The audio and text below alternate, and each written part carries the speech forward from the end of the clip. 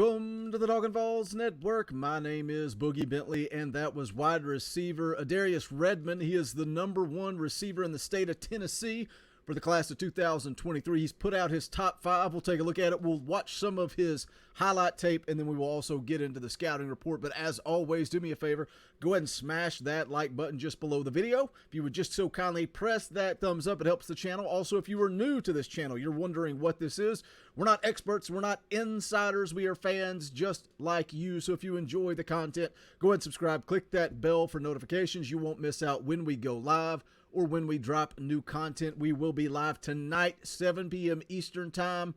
It is the Talkin VAWLS Christmas Celebration Fan Appreciation Night. That's right. We're going to send the link out to the members of the channel. You guys can come on and you can drive the show. We'll talk about anything and everything you guys want to discuss.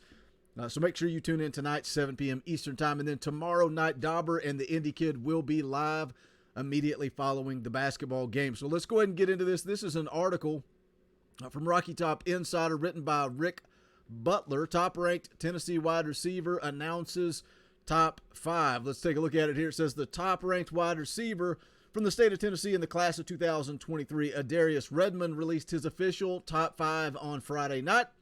Redmond is a member of the Powell High School football team based right outside Knoxville and recently won the Tennessee 5A state championship with the Panthers in December. It says here Redmond's top 5 consists of Tennessee, Florida, Penn State, Georgia, and LSU.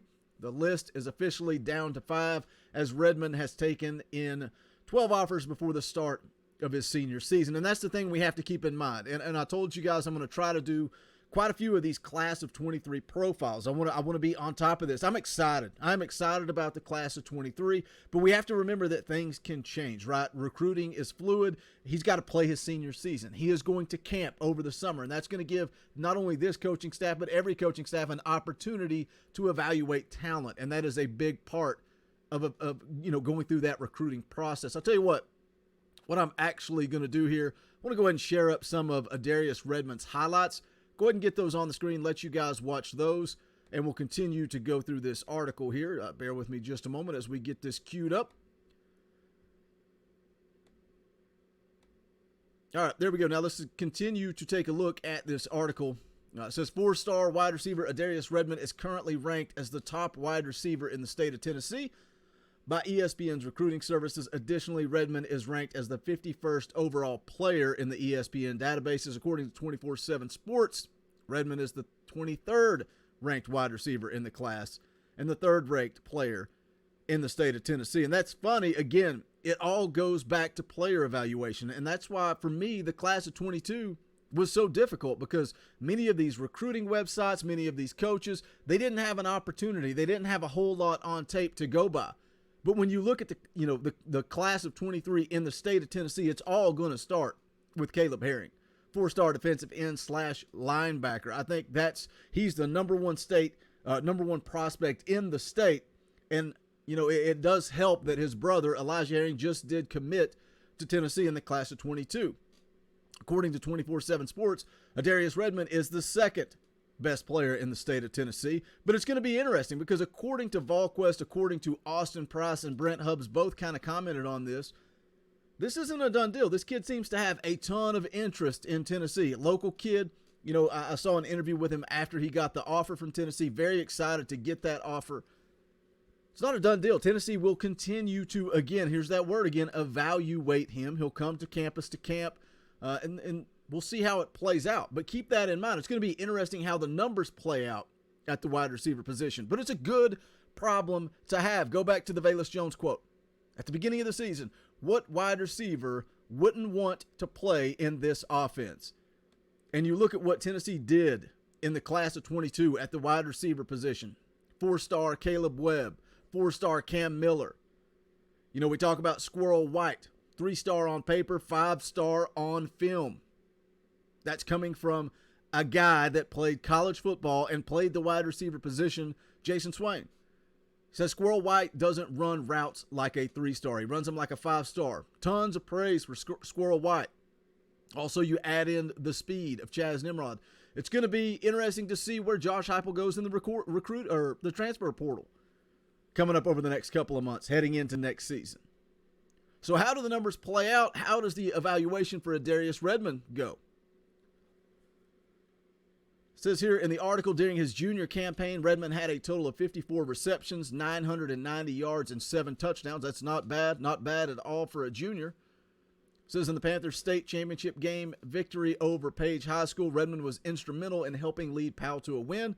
He had 6 catches for 149 yards and a touchdown. He stands 6'1", weighing 185 pounds. He's a lengthy receiver that used his size to his advantage.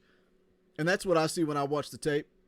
It's hard when you look at these guys in the class of 23, guys coming off of their junior campaigns. It's tough to find a detailed scouting report, but when you watch the tape, I see a big physical kid. You see him, he'll go up and get the ball, but also he'll run routes over the middle and take a hit, break tackles, a lot of broken tackles in those sophomore highlights we were just watching there. It's interesting to note, too, when we talk about this coaching staff evaluating him and whether or not he's actually a take and they accept him into the class of 23. He also plays defensive back. And I know the previous coaching staff, God help us all, we need to forget about them, but they like to go after these talented wide receivers and then flip them to defensive back. Be curious to see if that's something that Josh Heupel and Tim Banks are interested in doing. When you have a kid in Adarius Redmond who is very interested, who is excited about playing for Tennessee, would he be willing to flip over and play defensive back? The article here goes on to talk about Tennessee's 2023 class has 2 commits already. They have a commitment from 3-star safety Jack Luttrell back in July and recently welcomed in a commitment from 4-star tight end Ethan Davis. If Davis was in the VAWLS class of 22, he would be the 2nd highest recruit in the Tennessee class. I made a video on him when he committed. I encourage you to go back and watch that.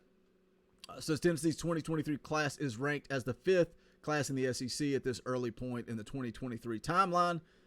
In February, Redmond accepted an invitation to the 2023 All-American Bowl. The top offensive commit in Tennessee's 2022 class, offensive lineman Addison Nichols, will be representing the VAWLS in that bowl game as well.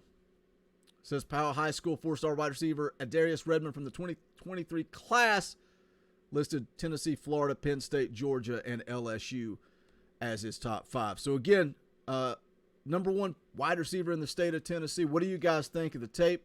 What do you think of his highlights? Going to be interesting, again, just to see how Josh Heupel plays these numbers. But hit that comment section. Let me know, is Adarius Redmond a take for you? Again, good problem to have. It is a good problem that we have a 4-star wide receiver in the state of Tennessee, but our coaching staff is evaluating before they make that decision. We talk about locking down the state. What's more important, locking down the state or being selective and locking down the state with the right type of guy? Leave me a comment. Let me know your thoughts. That's going to wrap it up for this one. If you have not done so yet, please smash that thumbs up on the way out the door. Also, you can check out the official merchandise of the Talkin VAWLS Network. Go to bonfire.com/store/Talkin VAWLS. Probably too late to get it in the mail for Christmas, but go ahead and order yourself a late Christmas present anyway. Any and all support, greatly appreciated. You can see all the different designs we have out there for you guys to choose from. Like I said, any and all support, greatly appreciated. Hope to see you guys tonight, 7 p.m. Eastern time for Talkin VAWLS Live Christmas Special Fan Appreciation Night. If you're not a member of the channel, go ahead and join right beside subscribe. Hit that button. As little as 99 cents a month. You can join us live on the show tonight. But that is going to wrap it up for this one. This is the Talkin VAWLS Network. My name is Boogie Bentley. Go Big Orange. How like me, poets sat in our chains, soaking moonlit falls, unbroken past this inundated orb that we draw home, and it's night and I'm alone and I'm alive. The dogs howl like me, poets sat in our chains, soaking